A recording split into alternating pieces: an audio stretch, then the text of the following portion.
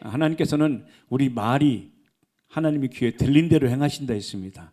그러므로 그 믿음의 의지에서 이 시간 여러분에게 눌렸던 그 상했던 그리고 되지 않았던 한계를 지었던 것들이 완전히 돌파되어서 콱 나가게 된 역사들을 축복합니다. 아멘. 여러분, 비행기는요 바람을 타는 존재가 비행기가 아닙니다. 비행기는 이 공기와 바람을 뚫고 나가는 것입니다. 우리 성도들의 삶은 바람을 뚫고 한계를 돌파하고 나가는 것이 우리 성도입니다. 그래서 하나님께서는 하나님의 자녀된 자들이 권세를 주셨는데 이 권세는 완전히 뚫고 나가는 힘, 파워, 이것을 우리에게 동시에 주었다는 것입니다. 그래서 우리를 도울 천사가 이 시간도 우리를 도와야 되는데, 천사는 누구를 돕느냐면 히브리서 1장 14절 보니까 구원 얻을 후사, 곧 하나님의 유업을 받은 자들에게 하나님께서 도우신단 말씀이죠. 성도는 하나님의 유업을 받은 자입니다. 우리는 그 유업을 드러내서 그것이 나의 것이 되고 나의 삶이 되고 인생과 사업과 계획과 모든 것이 우리의 것이 되어야 됩니다. 자, 오늘 창세기 45장에는 요셉에 대해서 나오는데, 요셉이라는 이름의 의미는 여호와께서 더하기를 원하신다, 야샤프라는 그런 의미에서 왔는데, 하나님이 더하신다, 하나님이 덧붙이신다, 하나님이 풍성케 하신다. 오늘 우리 교회 성도님들 하나님께서 무엇으로 부르셨냐면 요셉으로 부르셨습니다.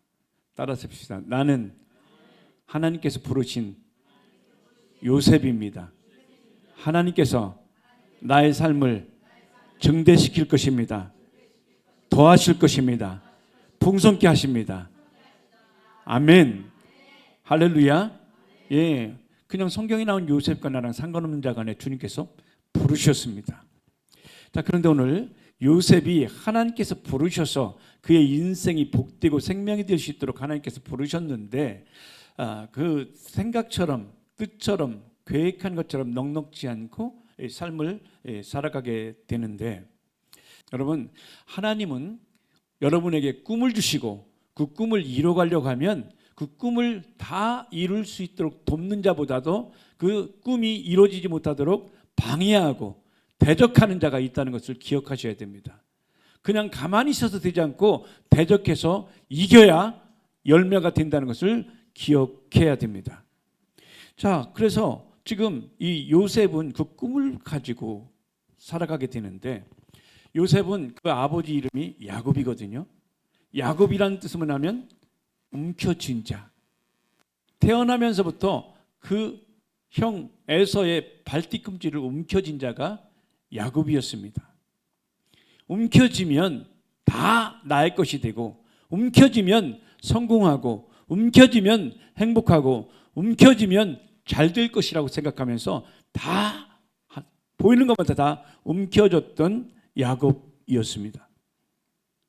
자기가 원했던, 자기가 취하려고 했던 모든 것들을 움켜쥐며 살았지만 하나도 되는 것이 없었습니다.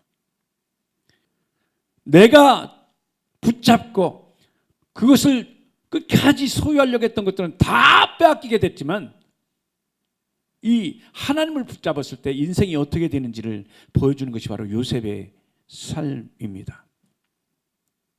그러니까 지금 이 요셉의 입장에서는 분명히 하나님께서 꿈을 주셨잖아요. 이 곡식단이 나에게 절하는 꿈을 주셨고 비전을 주셨고, 또 해와 달도 나에게 절하는 꿈을 주셨으면, 그러면은 그 꿈을 주셨으면 그대로 밀고 나가서 하는 것마다 되고 형통케 되었더라, 이게 그 복일 텐데, 이 요셉의 삶은 하는 것마다 다 잘 되기보다는 오히려 하는 것마다 다 막히게 되고 완전히 저주 가운데 있는 것처럼 일이 안 풀리기 시작을 합니다. 형들에 의해서 배신당하죠. 그리고 노예로 팔려갑니다. 노예로 팔려갔을 때도 요셉은 그래도 하나님께 주신 꿈을 계속해서 붙잡고 있습니다.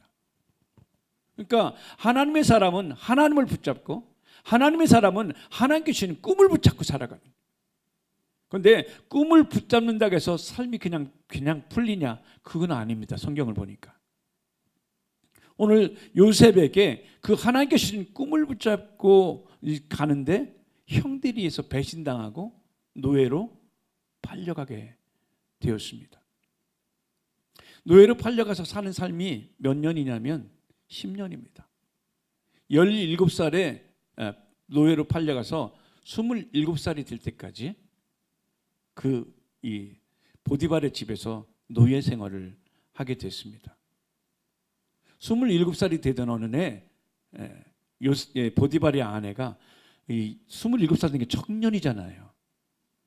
청년이 된 그 청년에게 보디발의 아내가 외로웠든지 나랑 동침하자, 나랑 하나 되자, 그럼 내가 너 뒤를 다 봐줄게, 이런 얘기를 하게 됩니다.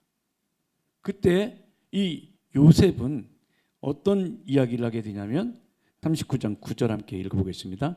이 집에는 나보다 큰 이가 없으며 주인이 아무것도 내게 금하지 아니하였어도 금한 것은 당신뿐이니 당신은 자기 아내임이라.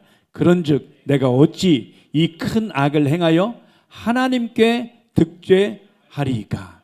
지금 이 요셉은 뭐예요? 어떤 상황이든 간에 누구를 생각해요? 하나님을 생각해요. 기준이 뭐예요? 하나님인 거예요. 그러니 함부로 살지 않고 하나님이 나를 어떻게 보고, 그리고 왜 인생의 복과 생명은 어디로부터 오냐면 하늘에 연결될 때만 되는 것을 알기 때문에 이 요셉은 늘 하나님을 의식하며 살았던 거죠.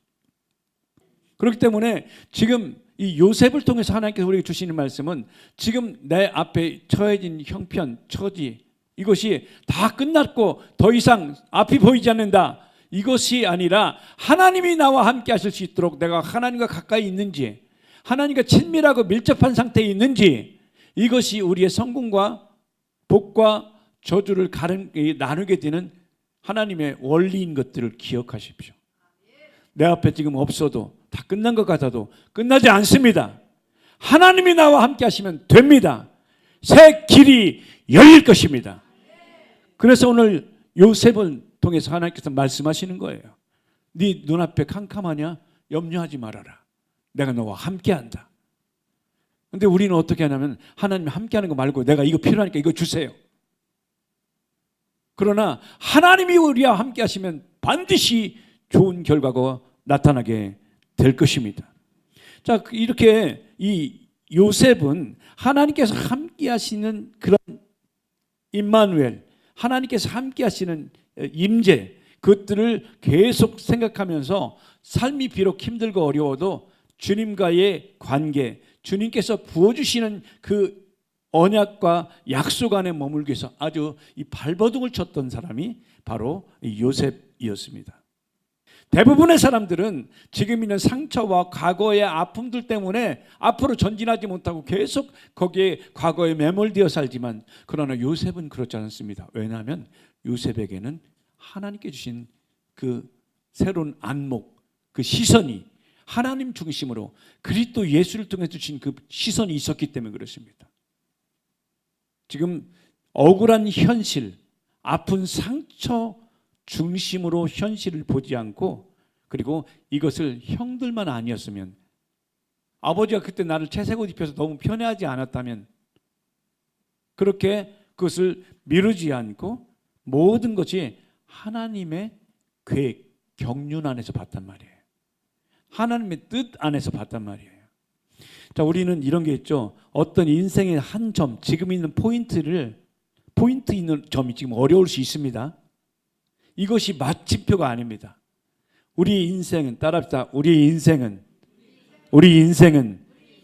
점이 아니라 선이다.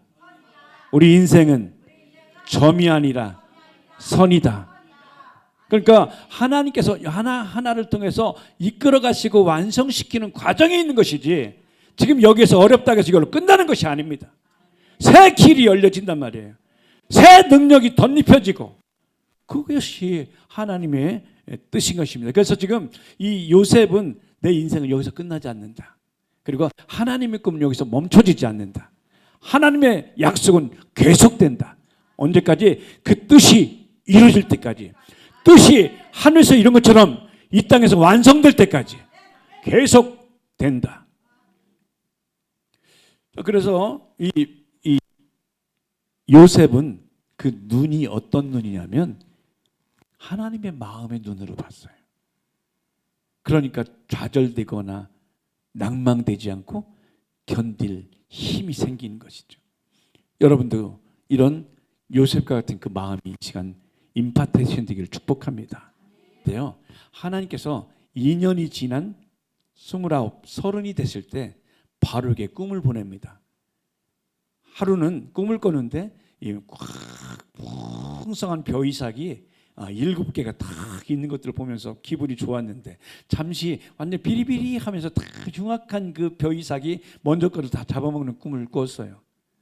그래서 막 밤에 자다가 식은땀 흘리고 도대체 이 꿈이 뭔가. 근데 조금 있다가 보니까 또 살찐 소가 쫙 7마리가 있어서 이야 보기에도 좋다 하고 있는데 조금 있다 흉악한 소가 와서 그걸 다 잡아먹는 꿈을 딱 꿨는데 이 꿈이 뭔지 해석이 안 되는 거예요. 그때 바로가 이 꿈을 꾸는 꿈 해몽가들이 다 왕이니까 다 불러 모였는데 아무도 그것을 해석할 자가 없었습니다. 그런데 그때 술 맡은 관원이 기억나는 거예요. 여러분, 여러분을 도울 자들도 때에 따라서 때를 따라 덮는 은혜 그때 기억나는 것이 하나님 은혜인 것을 기억하시기 바라요. 늘 기억하는 것이 아니라 바로 타이밍, 나를 도울 자가 그 타이밍에 도와주면 되는 것입니다. 그래서 그렇게 기억해서 바로에게 전했을 때 바로가 그를 부르죠. 그리고 수염을 깎고 옷을 새롭게 입고 쭉 가서 이제 바로가 그런 얘기합니다. 내가 들으니 너는 꿈을 잘 해몽한다 하더라. 내 꿈을 해석해 줘라. 그랬더니 요셉이 나중에 뭐라고 하냐면 꿈은 내가 아니라 하나님께 속해 있는 것입니다. 하나님이 이것을 보여주시고 해석해 주시는 것입니다. 우리의 비전을 해석해 주시는 분은, 계시해 주신 분은 하나님이십니다. 네.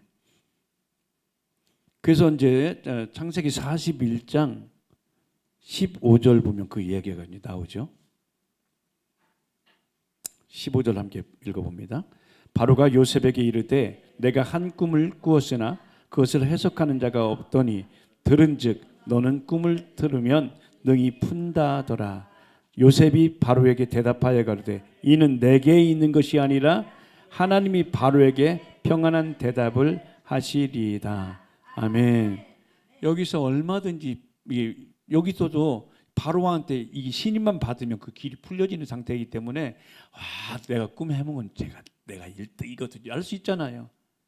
근데 요셉은 어떤 사람이냐면 이 꿈 해몽도 주님께서 주셔야 되는 것이고 생명도 주님께서 주셔야 되는 것이고 우리의 어려움과 환난을 이긴 것도 주님이 주셔야 되는 것이고 나의 모든 아픔과 상처를 치료하는 것도 하나님께서 해결해 주셔야 되는 것이고 모든 것의 원인이 바로 주님이시다.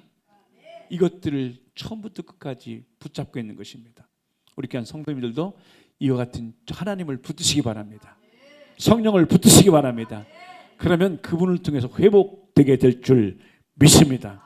네. 자, 그래서 이렇게 요셉이 그와 같이 꿈을 해몽하고 난 뒤에 해석하고 난 뒤에 그가 바로 총리가 돼버려요. 30살에. 그러니까 지금 여러분 지금 요셉이 그냥 아버지 밑에 있었으면 양치는 목동으로 끝났을 것입니다. 그런데 삶의 과정은 우여곡절이 많았어요. 노예로 팔려가고 모함당해서 감옥도 가고 다 그런 삶이었고 내일이 안 보이는 삶 같았지만 하나님께서는 내일이 안 보이는 그런 캄캄한 감옥에 빛을 비추셨습니다. 그 생의 삶을 비추셨습니다. 여러분 아무리 캄캄해도 하늘에서 빛이 비춰지면 우리 길은 보이는 것입니다. 주의 말씀이 내 발의 길이요 내 인생의 길인 줄 빛인 줄 믿습니다. 반드시 역사하시는 그 하나님. 자, 그래서 우리는 우리 삶에 살아가면서 좌절하지 않고 믿음의 눈으로 해석하는 능력을 키우자. 믿음으로 해석하는 능력을 키우자. 문제가 아니라 문제를 해석하는 능력이 중요합니다. 따라합시다. 문제보다 문제를 해석하는 눈이 중요하다. 하나님께 주신 그 눈으로 보는 거예요. 요셉은 그 눈이 있었습니다. 여러분에게 그 눈이 있기를 축복합니다. 할렐루야. 주님께서 그 눈을 주시면 여러분 어떤 것도 걱정과 두려움 없이 살아가죠.